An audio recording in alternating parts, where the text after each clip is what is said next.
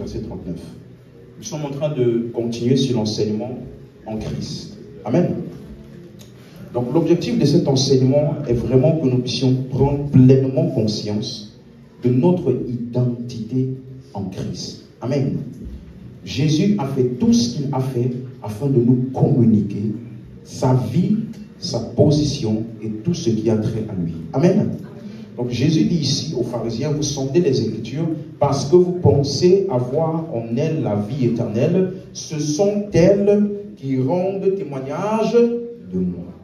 Donc Jésus est en train de dire que le but des Écritures est de révéler Christ. Le but des Écritures est de révéler Christ. Ça veut dire qu'il n'y a pas, il n'y a aucun autre but dans la vie chrétienne si ce n'est de le connaître et le faire connaître. Quelqu'un me suit? Vous savez, le monde chrétien aujourd'hui a tellement changé avec les années et le temps, avec l'apogée de ce que les gens appellent l'évangile de la prospérité, qui a commencé à tourner les regards des hommes plus vers les choses du ciel. On ne veut plus s'affectionner aux choses qui sont dans le ciel, on veut maintenant s'affectionner aux choses qui sont sur la terre. Vous suivez? Le but des Écritures, le but de la vie chrétienne, c'est Christ. Il n'y a pas d'autre chose à part lui. L'évangile est ce pourquoi nous sommes sauvés et ce pourquoi nous le servons. Alléluia. Et donc, dans ce message, on a commencé à voir, vendredi dernier, j'ai parlé de l'antéchrist. On se rappelle? J'ai expliqué ce qu'on appelle l'antéchrist, je ne veux pas revenir dessus, certainement vendredi prochain, je vais revenir encore dessus. Donc on a vu que le terme Christ parle principalement de l'humanité de Jésus. Parce qu'on a vu que Jésus n'est pas simplement un homme en tant qu'homme, mais c'est Dieu qui s'est fait homme. Est-ce qu'on suit? Et donc c'est dans cette humanité que se trouve toute notre identification. S'il avait accompli son œuvre en tant que Dieu, on ne serait pas qualifié pour être identifié à lui. Est-ce que vous suivez? Voilà pourquoi Dieu, en Jésus-Christ, s'est dépouillé, la Bible dit. Il s'est dépouillé en devenant semblable aux hommes, afin justement de se sacrifier pour que les hommes puissent avoir part à tout ce qu'il a à offrir par son sacrifice. Si tu suis toujours, dis Amen. Donc, on a commencé donc à voir vendredi dernier aussi les termes d'identification. Et là, je veux aujourd'hui que tu sois très, très attentif. Parce que vous allez vous rendre compte que ce sont des simples prépositions, mais qui font toute la différence dans ce que Christ a fait. Quelqu'un me suit? Donc, on a vu des termes comme, si, en, pour, par. Ce sont des termes très importants. Par exemple, dans 1 Corinthiens 15, verset 1, la Bible dit: je vous rappelle, frères, l'évangile que je vous ai annoncé, que vous avez reçu, dans lequel vous avez persévéré. Est-ce qu'on suit? Verset 3. Je vous ai enseigné avant tout, comme je l'avais reçu, que Christ est mort pour nos péchés, selon les Écritures. Suis-moi bien. Si l'évangile se réduisait juste à Jésus ou alors Christ est mort, ça reste un fait historique. Un événement qui s'est passé, c'est tout. Qui n'a aucun impact pour toi et pour moi. Est-ce que tu comprends?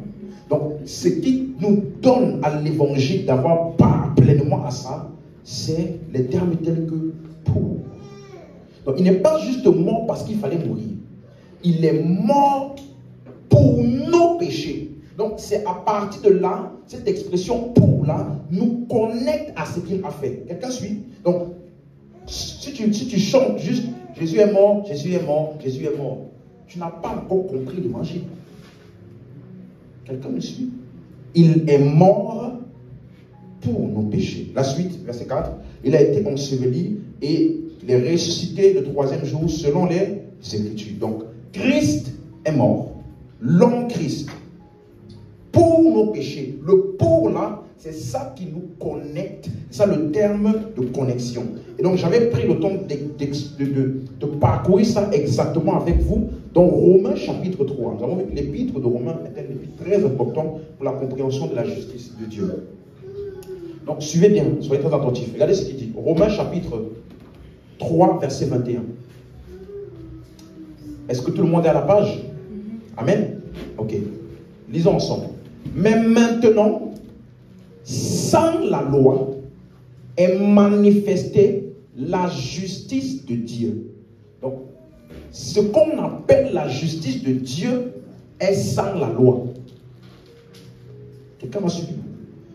Et il dit, à laquelle rendent témoignage la loi et les prophètes. Quelqu'un comprend un peu? On dit que la justice de Dieu qui est sans la loi est rendue témoignage où? Dans la loi. Quelqu'un a suivi? Sans la loi est manifestée quoi? Et cette justice de Dieu à laquelle rendent témoignage. Donc, la loi rend témoignage de la justice de Dieu dans laquelle il n'y a pas la loi. Donc, en fait, si tu lis bien la loi, tu vas comprendre que la justice de Dieu n'a pas besoin de la loi. Quelqu'un suit ça? À laquelle rend le témoignage la loi et les prophètes. Donc, la loi et les prophètes, ça parle de quoi? Tous les livres de l'Ancien Testament. Donc, dans les livres de l'Ancien Testament, contrairement à ce que beaucoup de gens pensent, ça témoigne de la justice de Dieu qui est sans la loi, c'est-à-dire sans les œuvres ou les performances des hommes. La suite, il explique maintenant. La justice de Dieu là est par la foi en qui? Jésus-Christ. Pour tous ceux qui croient. Il n'y a point de... Donc si tu lis bien l'Ancien Testament, tu vas comprendre que le système de justification de Dieu n'est pas par les œuvres, mais par la foi en Jésus-Christ. C'est ce qu'il est en train d'expliquer. Quelqu'un comprend? Est-ce qu'on a la ligne? Donc regardez les prépositions qu'il utilise. Par et pour. Suivez très bien ça. On dit que la justice de Dieu, qu'est-ce qu'on appelle la justice? Quelqu'un est justifié. Ça veut dire qu'il est déclaré non coupable. Il peut se positionner devant Dieu sans aucun sentiment d'indignité. Donc, comment est-ce qu'un homme arrive à la justice de Dieu? C'est sans la loi. Donc, ce n'est pas en essayant d'appliquer, tu ne tueras pas, tu ne mentiras pas, tu ne voleras pas. Non. Quelqu'un suit? Pour arriver à la justice de Dieu, c'est par la foi en Jésus-Christ pour tous ceux qui croient. Si tu suis, dis Amen. Amen. Verset 23. Car tous ont péché et sont privés de la gloire de Dieu. La suite. Et ils sont gratuitement justifiés par sa grâce, par le moyen de la rédemption qui est en Jésus-Christ. On voit encore les mêmes termes. Par.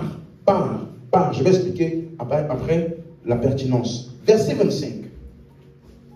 C'est lui que Dieu a destiné par son sang.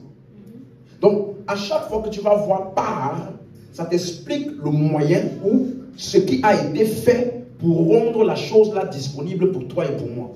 Vous suivez? Donc, on dit, il a destiné par son sang à être pour ceux qui croiraient, victime propitiatoire, afin de montrer sa justice, parce qu'il avait laissé impunis les péchés commis auparavant au temps de sa patience. J'ai expliqué ça vendredi bien en détail.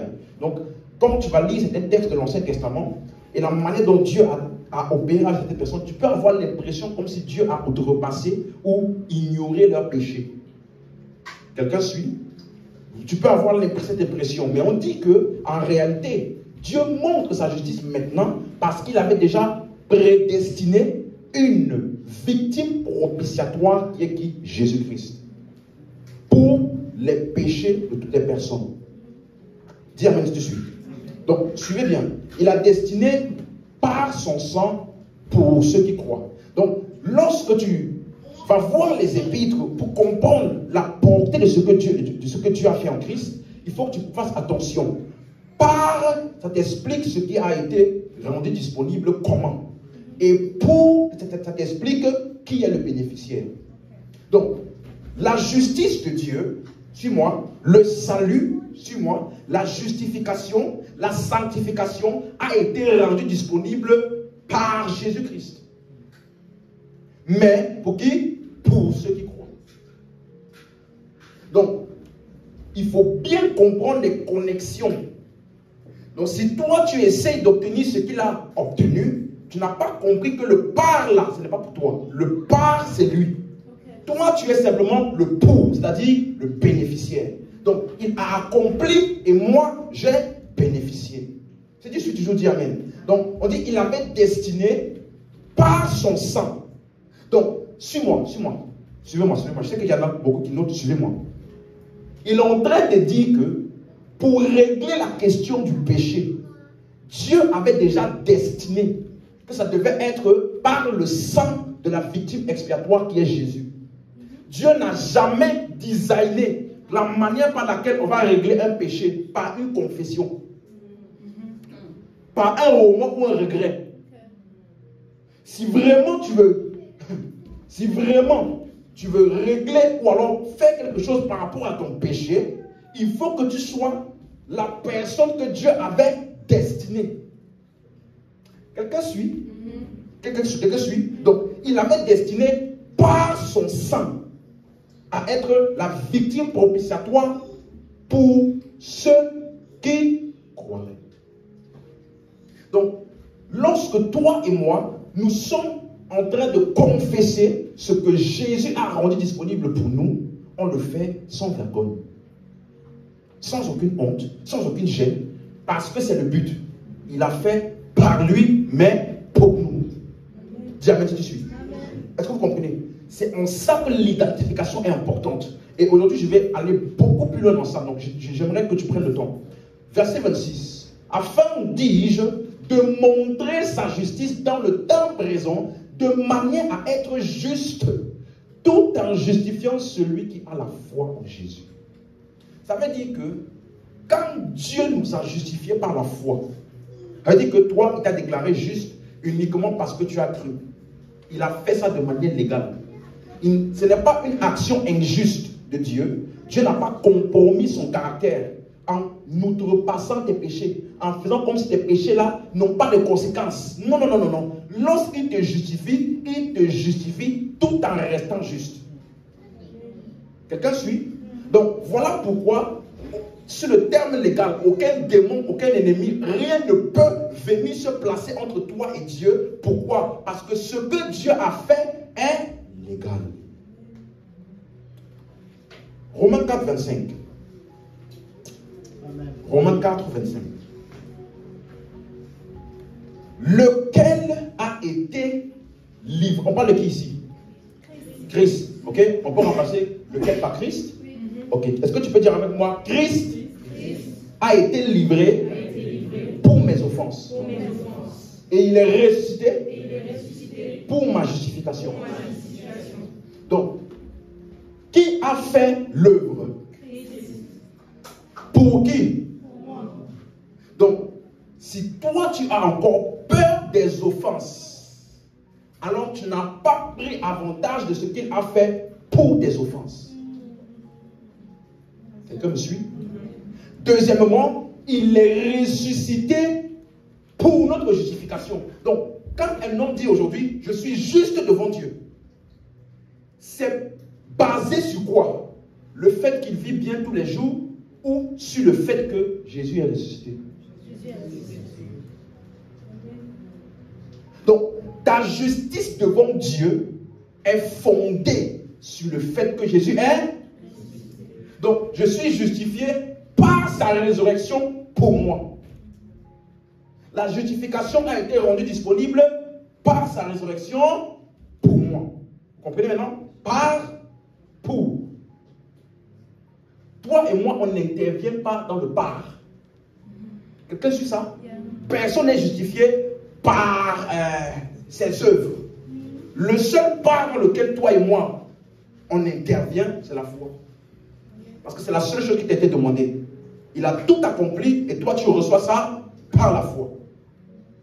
Quelqu'un suit? Donc ça veut dire que c'est ça qui nous donne l'identification. Donc les prépositions que nous avons vues montrent que l'œuvre de Christ ne sont pas juste des faits. Par ces prépositions, nous sommes donc connectés, identifiés et nous devenons des bénéficiaires. Donc Paul utilisait ça de manière méticuleuse pour montrer que la rédemption a été faite de manière légale. Maintenant, suis-moi. Aujourd'hui, comme j'ai déjà annoncé vendredi, je vais m'appuyer un peu sur un terme qui est très important, surtout dans le livre de Romains. C'est le terme imputé. I-M-P-U-T-U-R. Imputé. Quelqu'un sait ce que ça veut dire? Ça veut dire quoi? Attribuer. C'est tout? Hein? Associé à. Ok. C'est un terme, en fait, quand vous le regardez dans son origine, dans l'original, c'est un terme de comptabilité. Ça veut dire que quelqu'un fait la comptabilité ici? Non, ok, non, c'est pas grave si j'ai dit des bêtises. Qui fait la comptabilité? Un peu? Bon, si je dis quelque chose qui n'est pas, voilà, quoi, tu me diras, mais le terme imputé, c'est un terme de comptabilité. En fait, lorsqu'une entreprise, elle fait son bilan comptable, vous allez vous rendre compte qu'ils vont rassembler toutes les factures, tous les tickets, en fait, toutes les dépenses. N'est-ce pas? Toutes les preuves de toutes les dépenses qui ont été faites. Maintenant, le travail du comptable, c'est d'imputer chacune ou certaines de ces dépenses-là dans le bilan comptable. Suis-moi. L'imputation dans le bilan comptable ne veut pas dire que la dépense là n'a pas été faite. Il y a des dépenses qu'on ne met pas. Quelqu'un suit? Il y a des dépenses que tu t'arranges avec lui, tu vois, non? Vous parlez, il te dit non, ça c'est pas pertinent, ça peut passer sous. Il ne met pas dans le bilan comptable, tu me suis? Mais ça ne veut pas dire que la dépense là n'a pas été faite. Vous suivez? Donc, en fait, c'est un terme qui veut dire prendre en compte ou non. Prendre en compte ou non. Les dépenses existent bien. L'argent a bien été dépensé. Les tickets plus les factures sont là. Imputer veut dire tenir compte ou bien prendre en compte une chose qui s'est déjà passée. Quelqu'un a suivi? Je vais vous donner les termes clés après. Avant d'aller plus loin, allons dans Romains 12, verset 1. J'aimerais donner un point important ici. Je vous exhorte donc, frères, par les compassions de Dieu, à offrir vos corps un sacrifice. Enlevez le mot comme, ce n'est pas dans l'original. Ok? Donc, à offrir vos corps là, c'est quoi? Un sacrifice vivant, saint, agréable à Dieu, ce qui sera de votre part un culte raisonnable. Donc, ça veut dire que, suis-moi, ton corps est déjà un sacrifice comment? Vivant, saint et agréable. Tu me suis? Tu n'essayes pas d'être saint. Vous suivez? Tu es déjà saint. Voilà pourquoi Dieu qui est saint là vient en toi. Dieu ne peut pas vivre dans un endroit qui n'est pas saint. Donc, notre sainteté là, ce n'est pas le fait de ne pas pécher. C'est le fait qu'on a été mis à part, hors du monde, hors du péché, pour être l'habitation de Dieu. Amen. Donc, et c'est ça qui fait que nous sommes appelés saints. Le mot offrir, c'est le mot paristémie. Paristémie. Donc, je vous exhorte à offrir vos corps. Quand on dit offrir, là, tu vas penser que c'est comme si je t'offre ça. Suivez? Mais ce n'est pas bien, la pensée n'est pas bien exprimée parce que le mot paristémie, là, ça veut dire exhiber, afficher, donner expression à ce qui existe déjà. Quelqu'un suit? Donc, un peu comme une orange. Lorsque tu presses l'orange, qu'est-ce qui sort? Mais le jus était déjà où? Donc, quand le jus qui est dans le verre là, c'est simplement une expression de l'orange qu'on a déjà. Suivez? Donc, tu ne peux pas paristémie ce qui n'existe pas déjà. Donc, ici, il demandait de faire quoi? Donner expression. Donner expression. Livrer ce que nous sommes déjà. Exhiber ce que nous sommes déjà. Nous sommes déjà quoi? Un sacrifice vivant, saint et... Donc, comment est-ce qu'on exhibe ça? Principalement dans notre langage. Par exemple, si toi, tu t'appelles, quand tu marches avec la conscience de « je suis impur, je ne suis pas digne », tu n'es pas en train de rendre un culte agréable. Quelqu'un suit? Tu n'es pas en train de rendre un culte agréable. Donc, en parlant en accord avec ce que Dieu dit de toi et en le laissant s'exprimer, c'est comme ça que tu lui rends un culte raisonnable. Donc c'est un manque d'honneur envers Dieu de dire que tu n'es pas saint. Pourquoi? Parce que tu es en train d'exhiber quelque chose qui n'est pas de ta nature. Tu es en train de dire que quelque chose qui est contraire à ce que Dieu dit de toi. Donc quand je dis je suis saint, je suis agréable à Dieu, ce n'est pas de la prétence, c'est justement de l'humilité, de reconnaître que ce que Dieu dit de moi est vrai, en dépit de ce que je vois ou je sens. Si tu suis toujours, dis Amen. Donc nous l'honorons en reconnaissant ce qu'il a fait de nous et nous donnons expression à cela. Si tu suis, dis Amen. Donc revenons bien au terme imputé maintenant. Romains chapitre 4, verset 8. Maintenant, je veux votre attention, s'il vous plaît. Le mot imputé, en grec, c'est le mot grec logizomai. L-O-G-I-Z-O-M-A-I. Logizomai. Ça veut dire créditer ou prendre en compte. Tu suis toujours? Créditer ou prendre en compte. Regardez ceci. Heureux l'homme à qui le Seigneur n'impute pas son péché. Quelqu'un suit? Ça veut dire, heureux l'homme à qui Dieu ne crédite pas son péché dans son compte. Ou alors, heureux l'homme pour qui Dieu ne tient pas compte de son péché. On n'a pas dit heureux l'homme qui ne pêche pas. On n'a pas dit, cet homme n'a pas, il a péché, mais ça n'a pas été pris en compte à son compte. Si tu suis toujours, qu'est-ce que tu dis bien? Donc, heureux l'homme à qui le Seigneur n'impute pas son péché. Qu'est-ce que ça veut dire? De quoi parle-t-il? Verset 3. Verset 3. Rappelez-vous, on a dit tout à l'heure quoi? Que la loi et les prophètes, c'est-à-dire tous les livres de l'Ancien Testament, là, iront témoignage de quoi? La justice de Dieu sans la loi, mais par là, tout le monde est d'accord? Regardez comment l'apôtre Paul, il expose ça maintenant. Car, que dit l'Écriture? Abraham crut à Dieu et cela lui fut imputé à... Donc, dans le compte d'Abraham, il y a quoi là-bas dedans?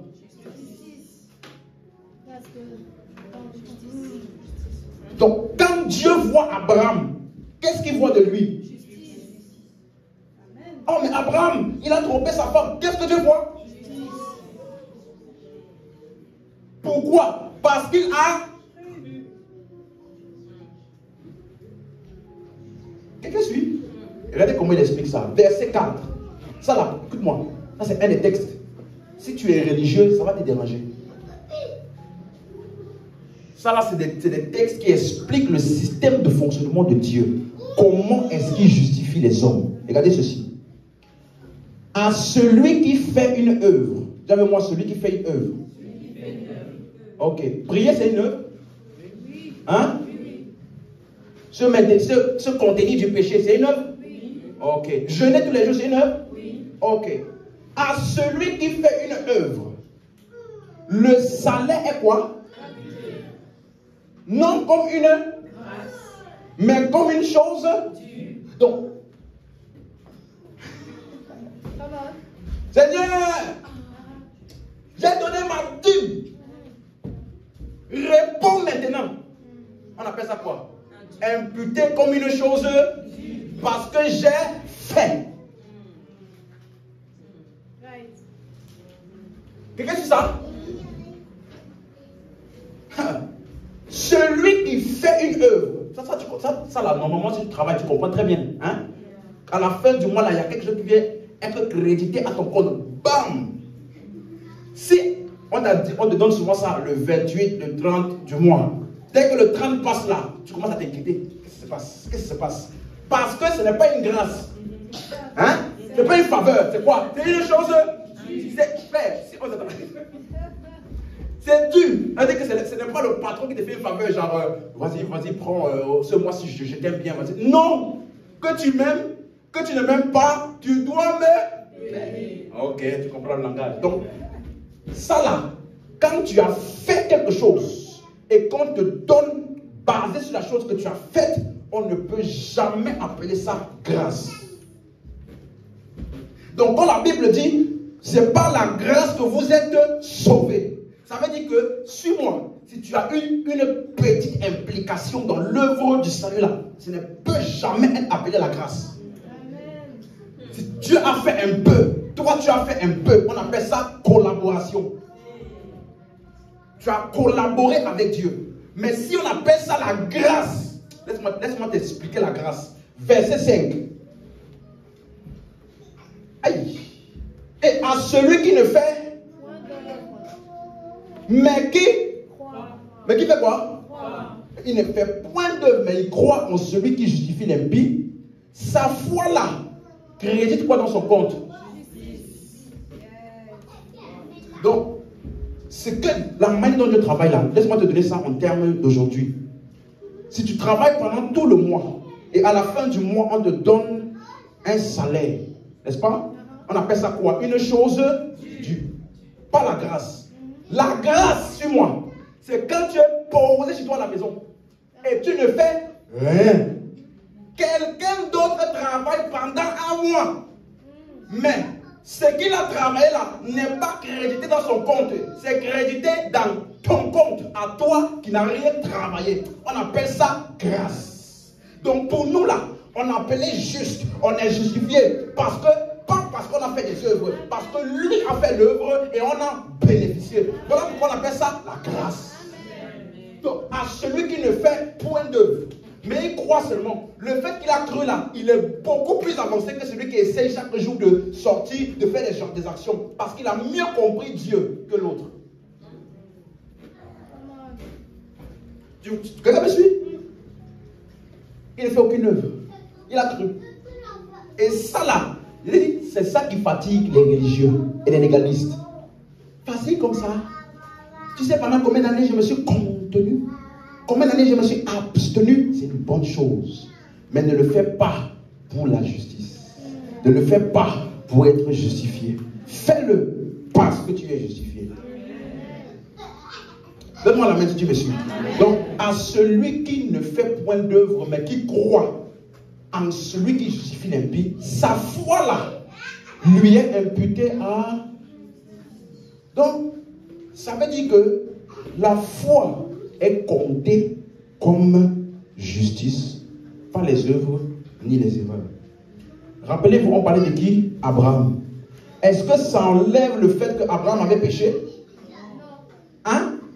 C'est juste que dans son compte, le péché là n'est pas pris en compte. Ce qui est pris en compte, c'est la justice parce qu'il a... Vous me suivez? J'ai envie de dire ça bien parce que souvent il y a des gens qui pensent à votre place. Oui? Non mais pasteur, si tu enseignes comme ça, les gens vont croire que tu es en train de dire que c'est bien de pécher. Bon, les gens qui m'entendent, c'est vous, non? Bon, je vous pose la question à vous. Est-ce que dans ce que j'ai dit là, j'ai dit que c'est bien de pécher? Hein? Donc, il ne faut pas prêter les pensées aux gens. Mais ce que j'ai dit, c'est que si tu pêches et que tu as cru, le péché n'est pas pris dans ton compte, mais ce qui est mis dans ton compte, c'est la justice. Parce que tu as cru. C'est pour ça que dans le Nouveau Testament, tu vas voir, on parle de David, on parle de tous ces gens, Samson. Est-ce que tu sais qu'il n'y a aucune mention de Delilah dans le Nouveau Testament? Aucune mention. Il n'y a que les gens qui sont toujours en train de vouloir rechercher l'Ancien Testament pour forcer ça à nous. Dire, je ne veux pas. Elle veut l'avoir avec moi. Je refuse d'être la Delilah de ma famille. Je refuse d'être... Est-ce que tu sais qu'il n'y a aucune mention de Bathsheba dans le Nouveau Testament? Quelqu'un suit ça? Il n'y a aucune mention de... Comment on appelle le gars là? Uri. Celui que David a fait tuer. Hein? Aucune mention de l'hébreu que Moïse a tué là, de l'Égyptien que Moïse a tué. Aucune mention. Quand le Nouveau Testament t'explique comment Moïse a quitté l'Égypte pour partir dans le désert la première fois. Quand tu lis l'Ancien Testament, toi tu sais qu'il est parti, il a essayé de tuer, on l'a attrapé, il a fait quoi? Il a fui. Mais quand tu lis le Nouveau Testament, ils sont bizarres. Hein? On peut dire ça vite fait. Hébreux 11, verset... Attends, laisse-moi te donner le verset. Hébreux 11, je pense que c'est le verset 4. Non, pas 4, pardon. C'est le verset...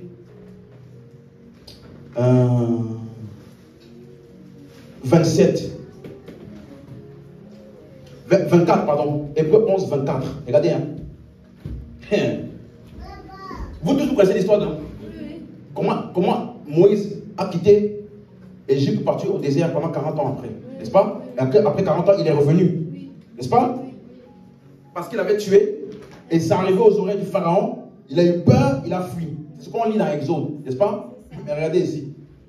C'est pas la fois que Moïse, devenu quoi? Refusa d'être appelé fils de la fille de... Donc il a refusé d'être appelé fils de la fille de Pharaon. La suite. Aimant mieux être maltraité avec le peuple de Dieu que d'avoir pour un temps la jouissance du... Quelqu'un suit toujours? Maintenant regardez. Verset 26. Regardant l'opprobre de Christ comme une richesse plus grande que les trésors d'où? Car il avait les yeux fixés sur la...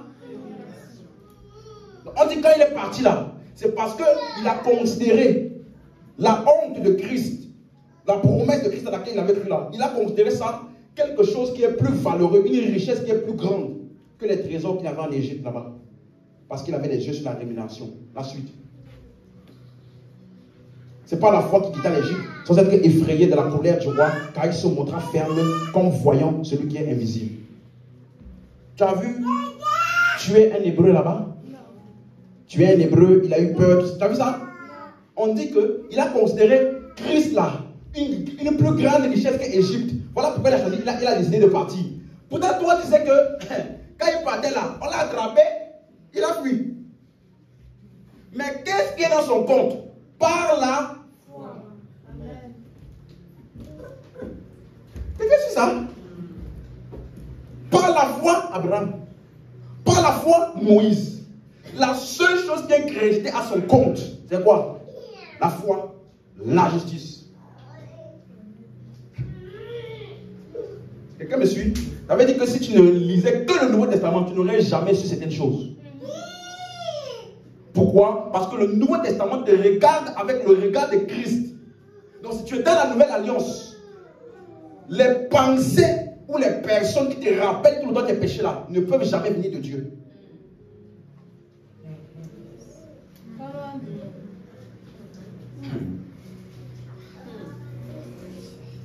Donc Abraham a été libéré de toutes ses fautes à cause de sa foi en Christ. C'est pour cela que, c'est par cela, pardon, parce que toutes ses fautes ont été imputées sur Jésus. Et c'est ça que, revenons dans Romains 4, verset 6, la version King James appelle ça la bénédiction. On dit, après avoir expliqué ça, il dit, mais non.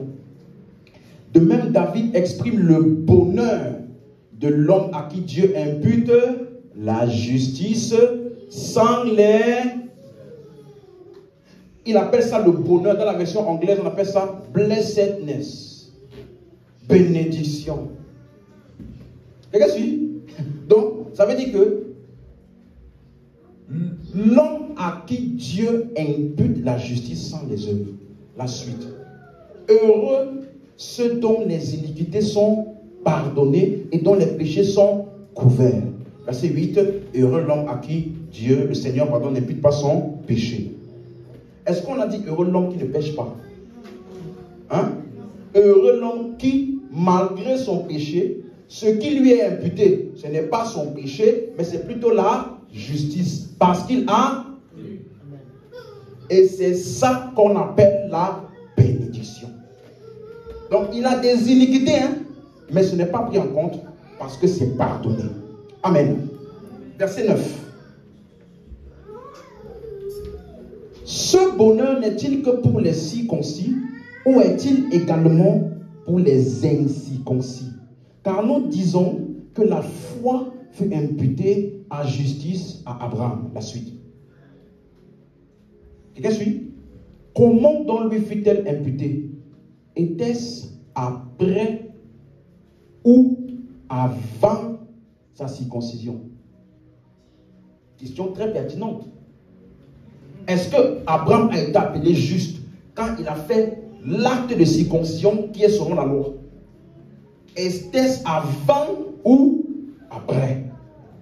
Et il répond quoi? Il n'était pas encore circoncis, mais il était. Donc, Abraham a été déclaré juste avant d'avoir posé une action.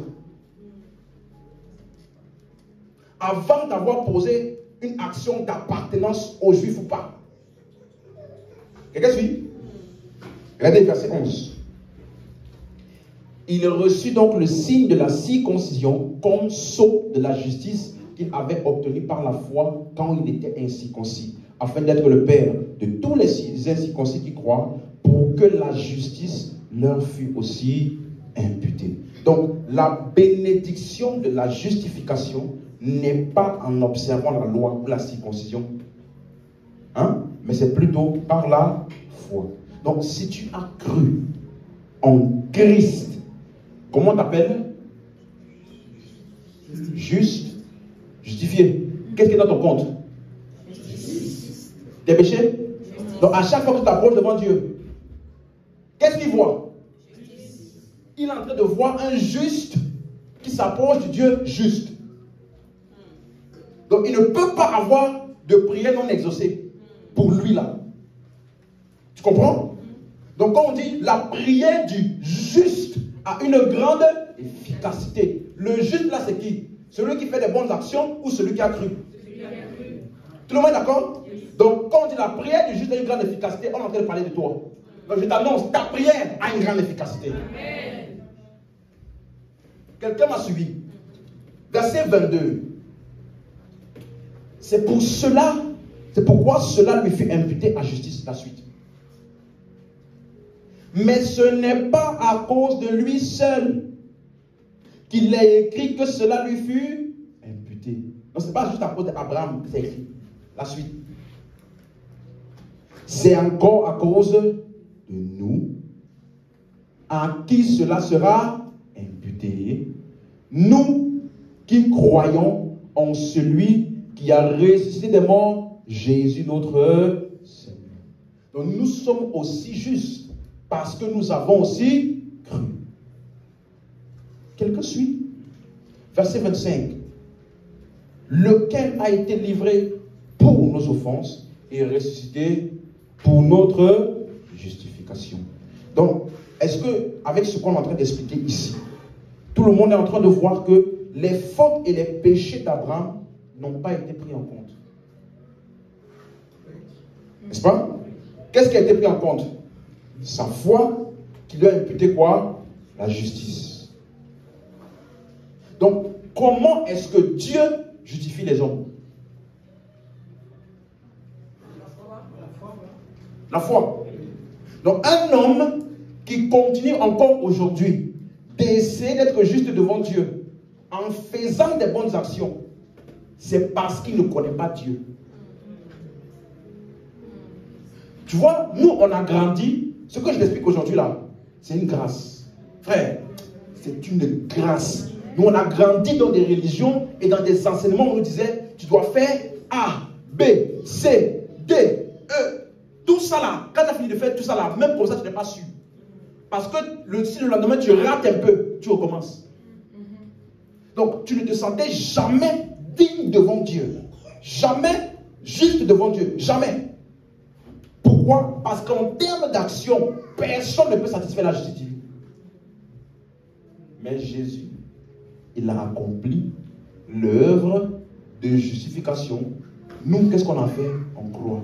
Et quand tu crois, cela t'est imputé à justice. Voilà. Quelqu'un comprend? Donc ici, là, suis bien. Qui impute ici? C'est Dieu ou c'est nous? C'est Dieu. Tout le monde est d'accord? Donc c'est Dieu qui prend en compte ou pas. Si tu as cru, qu'est-ce qui est pris en compte? Ta foi qui t'apporte quoi là? C'est clair? Maintenant, il y a une deuxième application de ça. Romains 6, verset 10. Romains 6, verset 10. Car il est mort, c'est pour le péché qu'il est mort une fois pour toutes. J'aimerais que tu puisses déclarer. Dis avec moi, Jésus est mort une fois pour toutes pour le péché. Donc, Jésus ne fera plus rien pour le péché. Donc, la question du péché a été réglée une fois.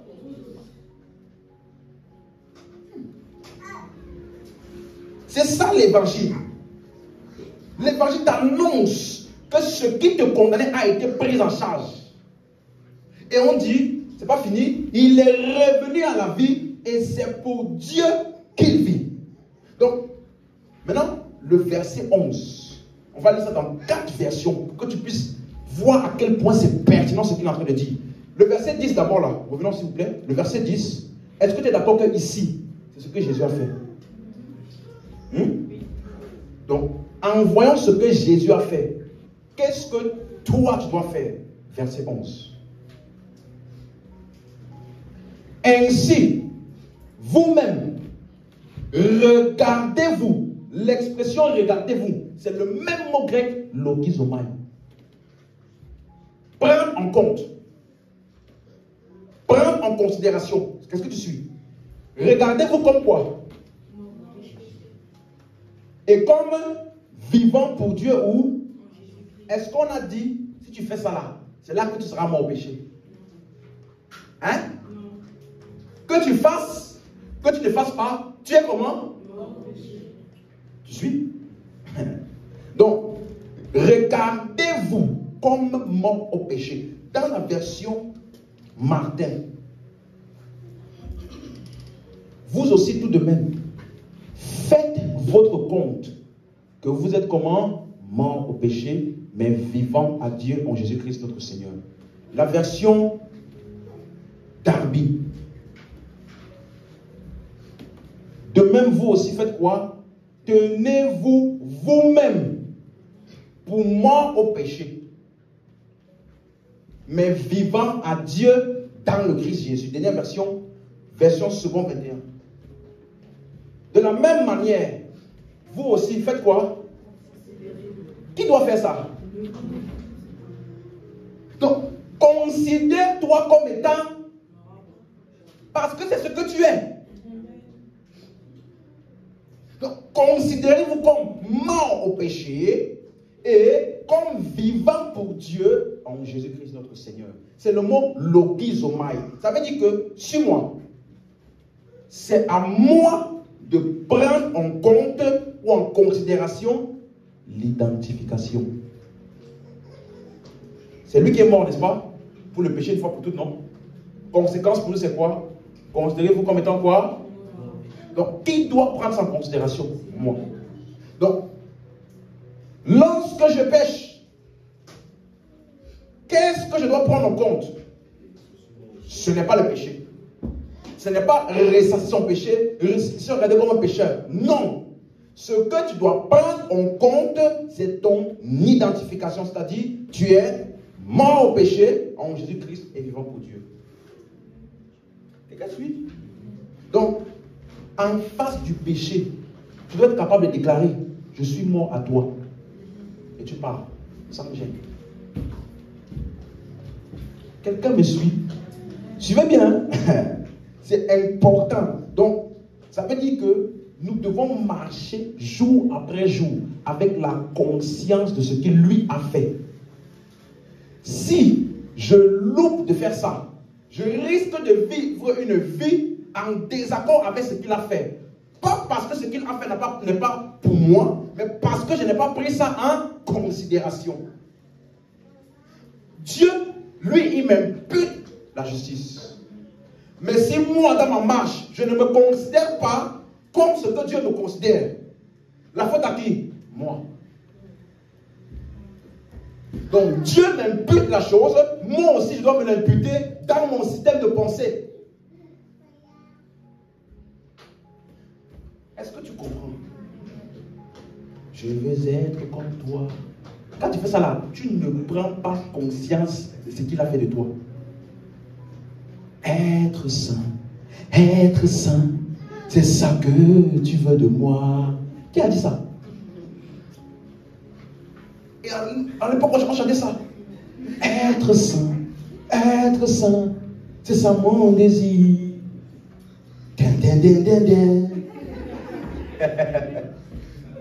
Nous, on chantait ça. Holiness, c'est ce que tu veux pour moi. Donc quand tu chantes ça, c'est comme si Dieu, il est là et il attend de toi que tu sois saint. Pourtant, c'est lui qui t'a rendu saint. Et c'est à toi de marcher dans la conscience de ce qu'il a fait de toi.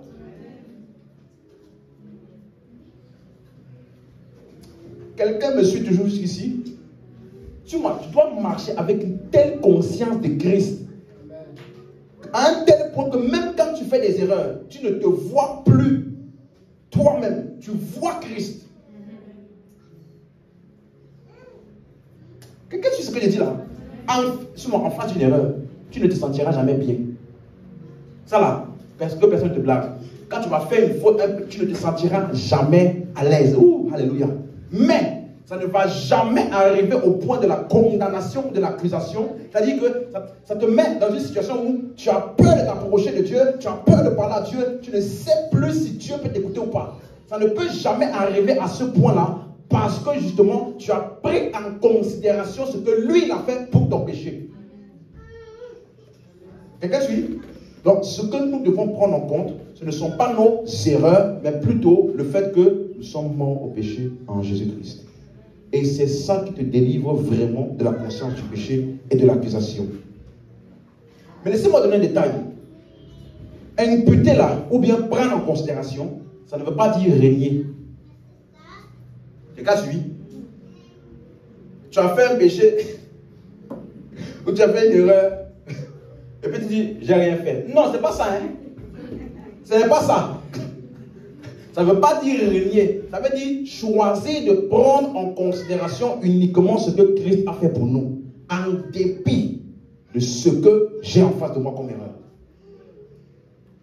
Quelqu'un suit? Quelqu'un voit la différence? Donc, c'est ça que Dieu prend en compte et c'est ma responsabilité de le prendre en compte aussi. Donc, lorsqu'un chrétien pêche, il ne renie pas son péché comme s'il n'avait pas péché, mais il choisit de considérer qu'il a été justifié. C'est pourquoi la Bible dit, si quelqu'un a péché, il dit, je vous écris ces choses afin que vous ne péchiez point. Mais si quelqu'un a péché, qu'est-ce qu'il faut faire? Nous avons. Donc, qu'est-ce qu'il faut prendre en considération? Nous avons un auprès du... Donc, devant mon péché, j'ai un avocat. Donc, tu ne peux pas m'empêcher d'avancer et de faire mieux. Donne-moi la main si tu me suis. Donc, beaucoup pensent que l'humilité, c'est... Et c'est ça que, généralement, quand j'enseigne ce genre de choses, les gens viennent souvent me poser des questions. Donc, tu veux dire que... Donc, tu veux dire que... Je vais pécher comme je veux. Jésus a déjà tout payé pour moi. Donc, tu veux dire que... Je n'ai pas besoin de demander pardon tous les jours. Donc, tu veux dire que... Oui!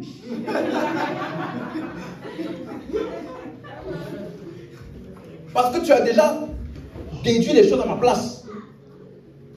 Quelqu'un me suit? Non.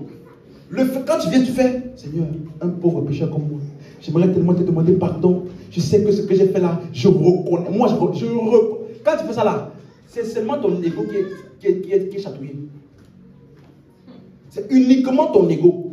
Parce que tu penses que toi, tu as quelque chose à faire, toi, pour régler quelque chose entre toi et Dieu. Et les gens, on leur dit, Jésus t'a pardonné. Ce n'est pas suffisant pour eux. Pour eux là, ils veulent que moi-même, je dois prendre quelque chose, je dois faire quelque chose à tout prix. Pour que je puisse me sentir moi-même que non, là vraiment, je suis bien avec Dieu. C'est de l'orgueil. C'est de l'orgueil. Tu appelles ça l'humilité? Non, il faut avoir un cœur sincère. Il faut toujours être sincère devant Dieu. Dieu, la sincérité devant Dieu, c'est le fait de reconnaître ce qu'il a fait pour toi. Nul pas demandé de venir dire, je suis un pauvre, franchement, je me sens mal, tu vas faire une telle chose. On ne t'a pas demandé de faire ça. On t'a demandé de te regarder. Ça veut dire qu'en face du péché, je dis non, quelqu'un de juste comme moi a pu agir comme ça. Ça n'arrivera plus. Parce que je suis au-dessus de ça et je suis mort à toi. Péché, je suis mort à toi. Merci Père de ce que tu es mon avocat. Merci Père de ce que tu m'as rendu juste. C'est quand tu fais ça que tu es sincère. C'est quand tu fais ça que tu es juste. Pardon, quand tu fais ça là, que tu es vraiment humble. Parce que tu reconnais que ce n'est pas selon tes standards. C'est selon ses standards à lui. Donne-moi la main encore. Est-ce que c'est clair? C'est ça qui est expliqué. Donc revenons en arrière rapidement. Romains 5, verset 15. Quelqu'un suit jusqu'ici? Amen? Ok, c'est bon. Il n'en est pas du don gratuit comme de l'offense. Si par l'offense d'un seul, il en est beaucoup qui sont morts. À plus forte raison, la grâce de Dieu et le don de la grâce venant d'un seul homme, Jésus-Christ, ont-ils été abondamment répandus sur beaucoup. Donc ici, l'apôtre Paul est en train de spécifier l'action, comment est-ce que le salut a été rendu disponible. On dit le péché, la condamnation a été, et la mort, pardon, ont été rendus disponibles par un seul homme. Par l'offense d'un seul. Donc, une personne a fait quelque chose. Suis-moi bien. Et ça a créé quelque chose. Vous suivez? On dit aussi pour Jésus, c'est la même chose. Il a fait quelque chose, ça a aussi créé quelque chose. Donc, toutes les personnes qui disent tout le temps, on est né pécheur à cause d'Adam. Si le péché d'Adam donc est transmis automatiquement, sans ta participation, ça veut aussi dire que depuis que Jésus est mort là, hein, le salut est aussi automatique à... C'est ça qu'on a pu le dire. L'offense d'un seul, beaucoup sont morts. À plus forte raison, la grâce et le don de la grâce d'un seul homme, Jésus-Christ, ont été répandus sur beaucoup. Quelqu'un suit? Donc c'est pour te dire que personne n'est pécheur. De la même manière que personne n'est sauvé. Ça comme ça? Personne n'est pécheur de la même manière que personne n'est sauvé. C'est ton choix vis-à-vis de ce que Dieu a fait pour toi qui détermine ta nature.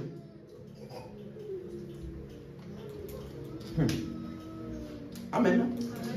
Donc, ce que Adam a fait a rendu le péché disponible pour tous. Ce que Jésus a fait a rendu le salut disponible pour tous. C'est la même chose.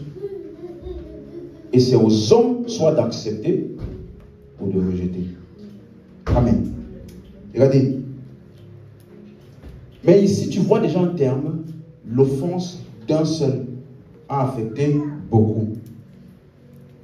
La grâce d'un seul a aussi été répandue sur beaucoup. On voit des termes d'identification. Ce qui est arrivé à un te donne des indicatifs de ce qui est arrivé aux autres. Est-ce qu'on suit? Lisons la suite, verset 16. Il n'en est pas du don comme de ce qui est arrivé par un seul qui a péché. Car c'est après une seule offense, que le jugement est devenu condamnation. Tandis que le don gratuit devient justification après plusieurs offenses. La suite. Si par l'offense d'un seul, la mort a régné par un seul, à plus forte raison, ceux qui reçoivent l'abondance de la grâce et du don de la justice régneront-ils dans la vie par Jésus-Christ lui seul. Donc ça veut dire que c'est dépendant d'une réception. Pour Jésus là, c'est ceux qui reçoivent. Donc pour Adam aussi son péché là, c'est ceux qui ont reçu. Ce n'est pas automatique. Quelqu'un suit maintenant? Est-ce qu'on suit? Verset 18.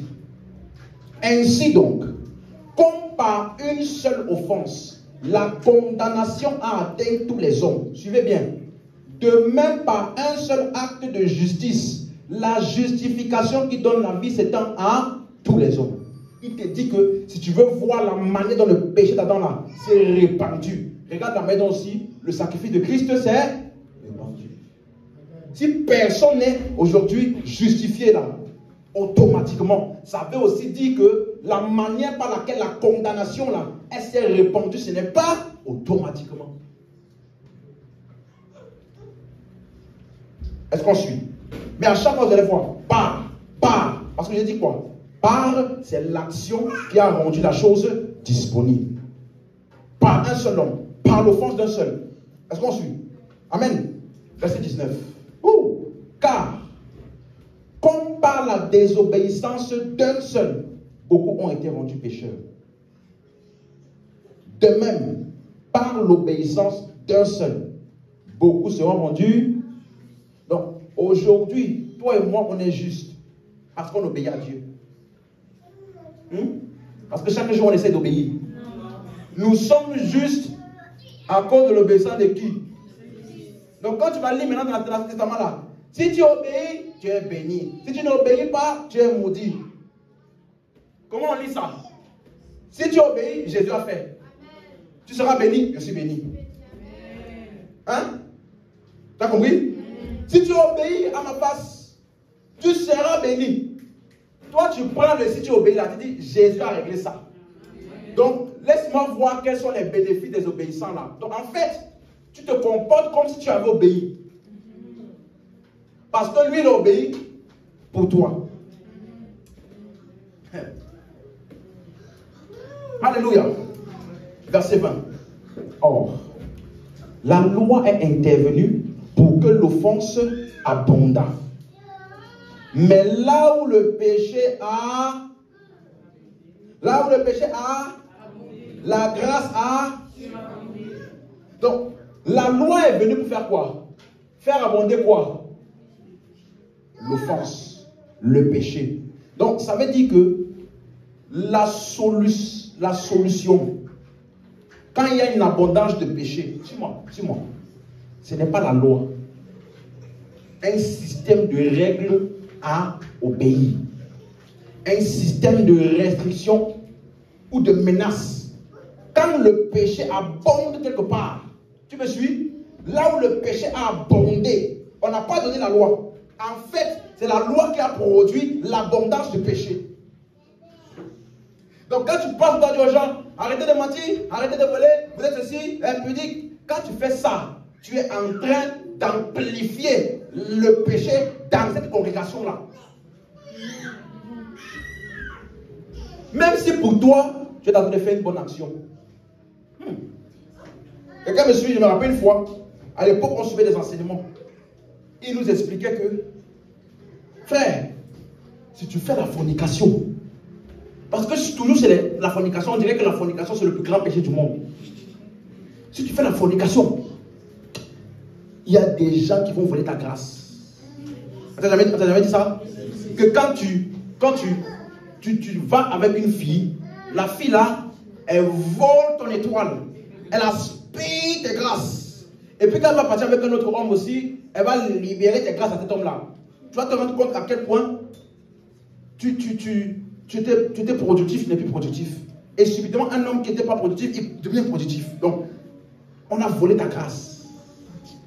Pourquoi? À cause de l'acte sexuel. Hein? Alors que ce qu'ils appellent grâce là, c'est la faculté d'obtenir les biens matériels, de réussir dans la vie.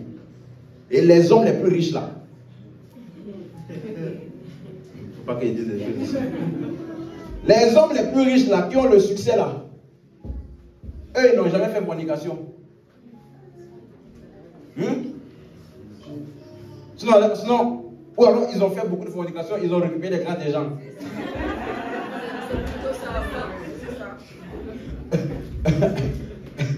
Est-ce que tu suis? Dis-moi, tous les endroits où on dit ça là, les gens là-bas là, ils font la fornication. C'est ce qu'il faut en cacher. Je t'ai dit. Parce que la peur n'est jamais permanente. Quand tu es comme ça là, tu auras peur 1, 2, 3 semaines. Un jour tu vas voir une soeur, tu vas dire, ah, elle n'a qu'à voler. Elle n'a qu'à voler. Elle n'a qu'à voler la grâce là.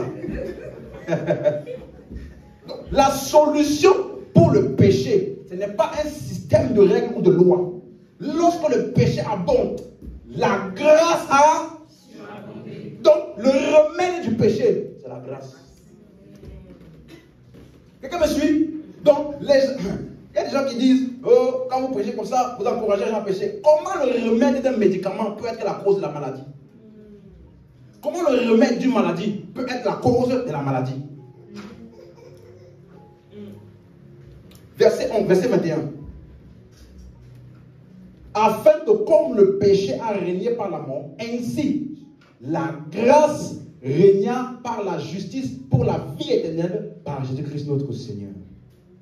Ça veut dire que, basé sur tout cela, qu'est-ce qu'on voit?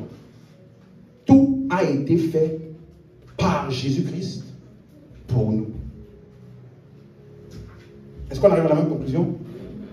Tout a été fait par Jésus-Christ pour nous. Ça veut dire que tout ce que Jésus a fait a été imputé par Dieu au compte de l'homme qui a cru. Quelqu'un suit? Tout ce que Jésus a fait a été imputé au compte de l'homme qui a cru. Ça veut dire que désormais, tout ce que Jésus a fait nous appartient. Je vais te poser une question. Et suis-moi, tout ce que Jésus a fait est devenu à nous. Ça a été imputé à nous. Imagine un peu, essaye d'imaginer que tu es déjà là en enfer. Que tu as vécu ta vie, tu as eu tous les péchés, tu es déjà allé en enfer pour tes péchés. Tu as déjà purgé ta peine en enfer. Et maintenant, tu es revenu sur la terre. Donc, on ne peut plus te condamner à cause du péché. Comment vivrais-tu?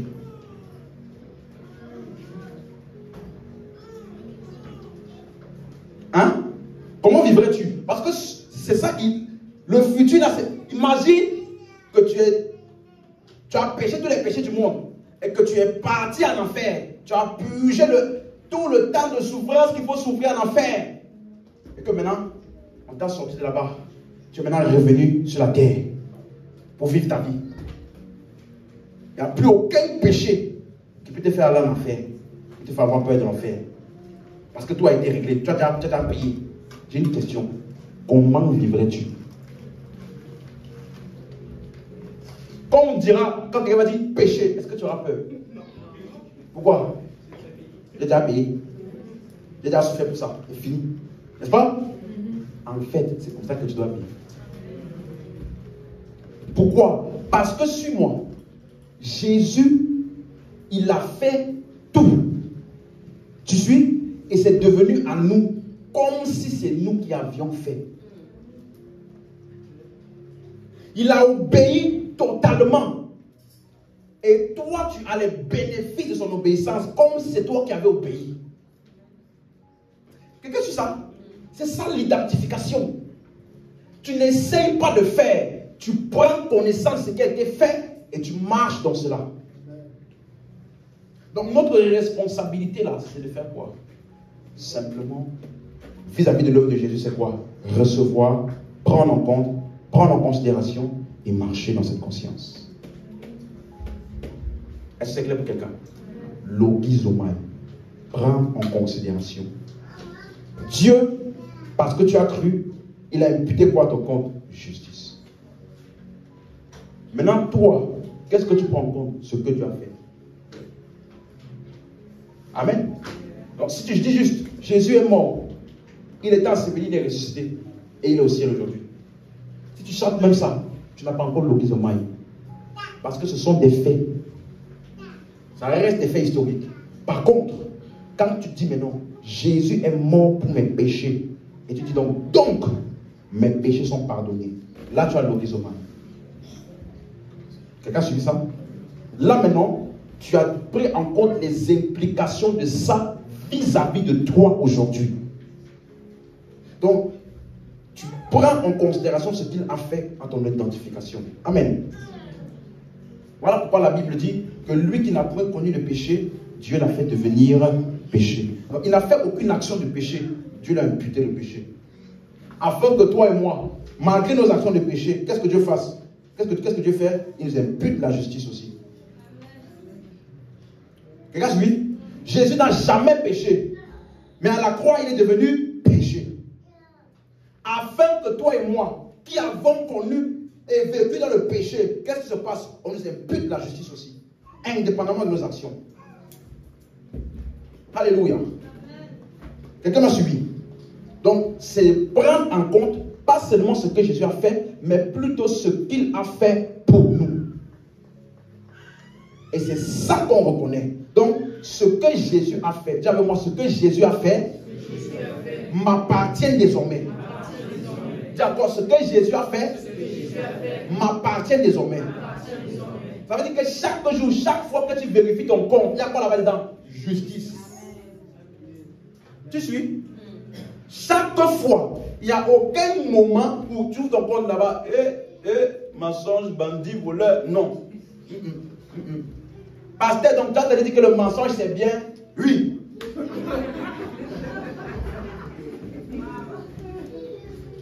Souvent là, il ne faut même pas discuter. Tu comprends? Dans ton compte, vis-à-vis de Dieu, il n'y a que justice, sanctification, pureté, saint, agréable à Dieu. Ce n'est pas ce que tu essaies de faire, c'est ce que tu es. C'est comme si un enfant naît et puis il décide, j'ai envie d'être être humain. Hein? J'ai envie d'être un humain. Qu'est-ce que tu vas lui dire? Non, sûrement tu vas dire, qui t'a menti? Quelqu'un t'a dû te dire que tu n'es pas humain, pour que tu essaies d'être humain. Alléluia. Voici ce que nous devons tous les jours. Tous les jours. En fait, c'est à toi maintenant de marcher avec la conscience que dans ton compte, là, il y a quoi? Justice. Je vais te donner un exemple. Imagine quand tu travailles là, à la fin du mois, ton salaire tombe, bam! Peut-être pas toute la semaine, mais le jour où ton salaire est tombé là, tu marches différemment, non? Parce que tu as en tête la conscience que dans ton compte, il y a l'argent. Donc quand tu vois même une voiture, tu écris 2000 euros dessus. Si tu as 2700 dans ton compte, tu dis, oh, c'est rien ça. 2000, je pourrais acheter ça. On n'a pas dit que tu achètes. Mais dans ta tête là, tu vois, il y a, je pourrais acheter ça. Montre. Je pourrais aussi acheter ça. En fait, tu passes devant les magasins, mais quand ton compte est vide là, quand tu passes devant les magasins, ton cœur pique déjà. Même juste passer tu passes devant le magasin, tu vois là, je suis, c'est cassé que l'eau. Brisé, j'ai brisé cette pensée. Tu vois? Donc en fonction de ce que tu sais qui est dans ton compte, ça affecte la manière dont tu marches. Donc si tu sais qu'il y a toujours la justice dans ton compte, tu n'auras jamais un sentiment d'indignité devant Dieu. Tu ne te sentiras jamais impur devant Dieu. Alléluia. Qu'est-ce que tu fais maintenant? Donc, revenons. Romains 5, 21. Donc, on dit, là où le péché a abondé, la grâce a surabondé. Maintenant, regardez Romains 6, verset 1. C'est le verset qui est juste après. Hein. Il n'y a pas de différence, c'est le verset qui est juste après. Romains 6, 1. Que dirons-nous donc? Quelqu'un suit? Que dirons-nous donc? Dirons-nous donc à quoi? Là où le péché a, la grâce a. Que dirons-nous donc? Demeurions-nous dans le péché afin que la grâce. On t'a déjà posé ça? Tu as déjà vu des gens qui posent ces questions-là? Oh, là où le péché a abondé, la grâce a surabondé. Demeurions-nous dans le. Ça veut dire que ce n'est pas aujourd'hui. Ce n'est pas d'aujourd'hui. Beaucoup de gens ont toujours posé ce genre de questions-là. Mais ici, il explique. Déjà, cette question-là, c'est ce qu'on appelle une question rhétorique. Ce n'est pas une question pour que tu commences à essayer de répondre. C'est une question dans laquelle il y a la réponse dans la question. Est-ce qu'on suit? Et le mot demeurer dans, c'est ça que je veux qu'on regarde rapidement. Le mot demeurer là, c'est le mot épiméno. Épiméno. Ça veut dire rester à un endroit. Demeurer dans un certain état. Quelqu'un suit? Demeurer dans un état. Ça ne parle pas d'abord d'une action, mais plutôt d'un état. Regardez les versets. Acte 10, 48, je vais lire vite. Hein. Acte 10, 48. Alors il ordonna qu'ils fussent baptisés au nom du Seigneur, sur quoi ils le prièrent de rester quelques jours auprès d'eux. Vous voyez, rester dans un endroit, s'installer. Acte 21, verset 4. Et nous trouvâmes les disciples et nous restâmes là 7 jours. Vous voyez, ça parle de lorsque quelqu'un reste dans un endroit, il s'installe là-bas. Est-ce qu'on suit? Même chose, verset 10. Comme nous n'étions pas là depuis plusieurs jours, un prophète nommé Agabus descendit de Judée. Comme nous étions là depuis plusieurs jours. Acte 28, verset 12. Ayant abordé à Syracuse, nous y restâmes 3 jours. Est-ce que vous voyez à chaque fois, ça parle de quelqu'un qui quitte un endroit ou alors qui vient s'installer dans un lieu. Donc quand il dit demeurer dans le péché, ça ne parle pas d'abord d'une pratique, ça parle d'un état dans lequel tu es resté. Ça parle d'un état dans lequel tu es resté dans cet état-là. Est-ce que tu suis? Regardez, Romains 11, 22. Considère donc la bonté et la sévérité de Dieu, sévérité envers ceux qui sont tombés, la bonté de Dieu envers toi, si tu demeures ferme. Demeurer ferme. Même chose, 1 Corinthiens 16, verset 7. 1 Corinthiens 16, verset 7. Je ne veux pas cette fois vous voir en passant, mais j'espère demeurer quelque temps auprès de vous, si Dieu le permet. Verset 8. Je resterai néanmoins à Éphèse. Quelqu'un suit? Donc, c'est quelqu'un qui vient rester dans un endroit. Il vient rester dans un état.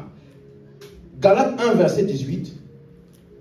3 ans plus tard, je montais à Jérusalem pour faire la connaissance de Céphas et je demeurai 15 jours chez lui.